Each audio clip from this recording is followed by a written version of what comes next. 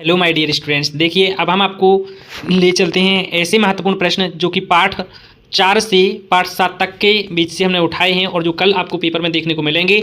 और यही क्वेश्चन आप देखो उत्तर सहित हैं, आप करके जाएं बिल्कुल अच्छे से। क्वेश्चन है वह रैखिक समीकरण लिखिए जिसकी कोटि उसकी भुज की 3 गुनी है। तो आपको उत्तर यहाँ लिखा हुआ है, ठीक है। 2019 में ये आया हुआ है, कल के पेपर में आ सकने के चांस बहुत ज़्यादा हैं, इसलिए आप इसको याद करने। मान लीजिए कि भुज x एवं कोटि y है, तो प्रश्न अनुसार, ठीक है, अभिष्ट समीकरण होगा y बराबर 3x, क्योंकि कोटि 3 गुनी है भुज की, तो ये उत्तर हो जाएगा डियर स्टूडेंट। ठीक है, चलिए आगे हम देख लेते हैं। क्वेश्चन है एक नोटबुक की कीमत एक कलम की कीमत से दुगुनी है। इस कथन को निरूपित करने के लिए दो चरों वाला एक रैखिक समीकरण आपको बनाना है। तो ठीक है, मान लीजिए यहाँ पर कि y नोटबुक की कीमत है और x कलम की कीमत है, तो y बराबर 2x हो जाएगा क्योंकि दुगनी है। ठीक है, कलम की कीमत से दुगनी है नोटबुक की कीमत, तो आपको ये भी अच्छे से याद रखना है। ये दोनों वैसे कहा जाए तो सेम प्रोसेस वाले हैं। अगला है बताइए निम्नलिखित हल में समीकरण x माइनस 2y बराबर 4 का हल है या नहीं है।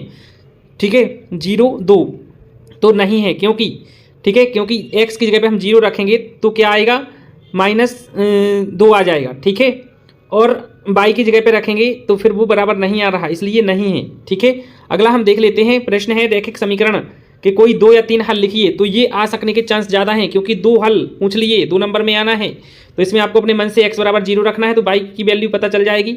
फिर x बराबर 1 रखना है तो y की वैल्यू पता चल जाएगी। और फिर x मतलब 2 हल निकालना है तो 0 और 1 रख दें, या 3 निकालना हो तो 3 4 कहें तो एक और x बराबर 3 रख के कर देना। ठीक है, तो ये हल हो जाएंगे। अभिष्ट हल आपको दोनों लिखना पड़ेंगे, x का और y का कोष्टक में। ठीक है, तो इस टाइप से ये इंपॉर्टेंट क्वेश्चन है, बहुत बहुत ज़्यादा इंपॉर्टेंट है। चलिए आगे हम देख लेते हैं। ये k का मान वाला बिल्कुल इसको करके ही जाना। ठीक है, ये आपको हल भी दिख रहे हैं सामने, ये करके जाना है क्वेश्चन जो हमने बता रहे हैं। इनमें आप परिभाषाएं याद करें। ठीक है, समांतर रेखाएं किसे कहती हैं, लंब रेखाएं किसे कहते हैं, रेखाखंड, वृत्त की त्रिज्या क्या होती है, वर्ग क्या होता है। इनमें परिभाषाओं में से आ सकते हैं, बहुत ज़्यादा इंपॉर्टेंट हैं ये परिभाषाएं। बिल्कुल भी लापरवाही ना करें, आलस ना करें, ये ना सोचें कि हमें आती हैं, एक बार जरूर पढ़ लें, इन परिभाषाओं को सुन जरूर लें। जैसे वर्ग की परिभाषा है वह चतुर्भुज जिसकी चारों भुजाएं बराबर हों और प्रत्येक कोण एक समकोण अर्थात 90 अंश का हो, वर्ग कहलाता है। और चित्र भी बनाना आना चाहिए। ठीक है, अध्याय 6 से अब हम देख लेते हैं। अध्याय 6 से यह ज्ञात है कि x धन y बराबर 10 और x बराबर z है, तो दर्शाइए कि z धन y बराबर 10 है।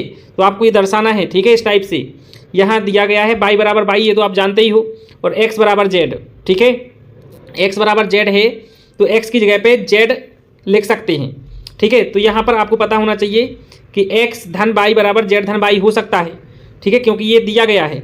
और फिर x धन y बराबर 10 है तो z धन y बराबर भी 10 होगा। इससे हो गया, इतना सा तो सिंपल सा सवाल है। ठीक है, आगे हम देख लेते हैं फटाफट से। अगला प्रश्न है ये वाला, संलग्न चित्र में AC बराबर BD है तो सिद्ध करना है आपको, तो आप ये सिद्ध कर लें फटाफट से। ठीक है, ये कथा लिखने की कोई ज़रूरत नहीं है। ठीक है, आप सीधा सीधा ये स्टेप लिखें, दिया है सिद्ध करना है, ये 4 स्टेप आप कर लें बस। ठीक है, वो सब नंबर मिल जाते हैं, 2 नंबर मिलना है तो। ठीक है, आगे हम देख लेते हैं फटाफट। ये संलग्न चित्र है, इसमें LM समांतर है कि नहीं है ये बताना है, तो आपको ये कर लेना है फटाफट से। इस टाइप से छोटा सा 3 लाइन है तो है ही। ठीक है, चित्र पहले से बनाएगा तो आपको बस इतना सा सॉल्व करना है, ये 3 लाइन है। ठीक है, समझ में नहीं आ रहा तो रट डालो, आ सकता है पेपर में क्वेश्चन, जरूर याद रखना लेकिन कि कौन सा रट लिया। ठीक है, अगला ये दिया गया है, ये वाला क्वेश्चन बिल्कुल आ सकता है। आगे हम देख लेते हैं फटाफट से ये वाला क्वेश्चन।